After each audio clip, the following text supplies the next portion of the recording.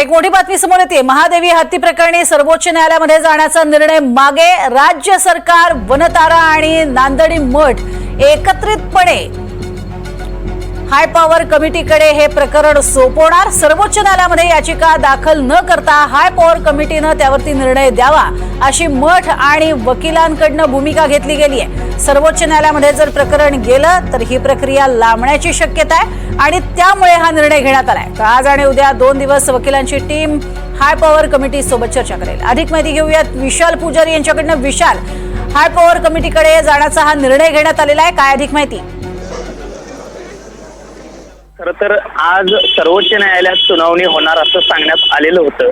मात्र एक माहिती जी आहे ती सध्या एनडीटीव्ही मराठीच्या हाती लागते ती म्हणजे की या सगळ्या प्रकरणामध्ये महादेवी हत्तीच्या प्रकरणात जी याचिका दाखल करायची होती फेर पुनर्याचिका, ती याचिकाच दाखल केलेली नाहीये।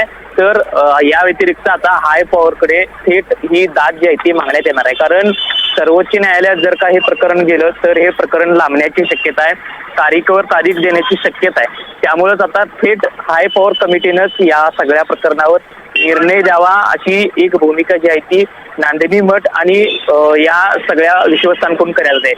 तर महादेवी हत्ती प्रकरण जर पाहायचं झालं तर ही महादेवी हत्ती वनतारामध्ये नेण्यात आलेली होती ती सर्वोच्च न्यायालयाच्या आदेशानं, आणि याच आदेशानंतर वनताराची टीम कोल्हापुरात दाखल झाली आणि वनतारानं हा निर्णय मागे घेत आम्ही हत्ती नांदणी मठाकडे सोपवण्यास तयार आहोत असं सांगत सर्वोच्च न्यायालयात दाद मागू अशी भूमिका ठेवलेली होती। त्याच्यानंतरच राज्य सरकार, वनतारा आणि नांदणी मठ हे तिघेजण सर्वोच्च न्यायालयात दाद मागणार होते।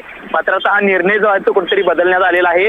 ही संपूर्ण टीम आता थेट हाय पॉवर कमिटीकडे जाणार आहे। वकिलांची टीम आणि विश्वस्त, नांदणी मठाची विश्वस्त जी आहेत ती आता हाय पॉवर कमिटीकडे आज आणि उद्या 2 दिवस चर्चा करतील आणि या चर्चेनंतर हाय पॉवर कमिटी जी आहे ती याबाबत निर्णय देखील देईल। मात्र जर सगळं प्रकरण जर पाहायचं झालं तर सर्वोच्च न्यायालयात हे प्रकरण लांबलं जाऊ शकतं। त्यामुळे आता ही हाय पॉवर कमिटीकडे दाद जी आहे ती मागितली जाते।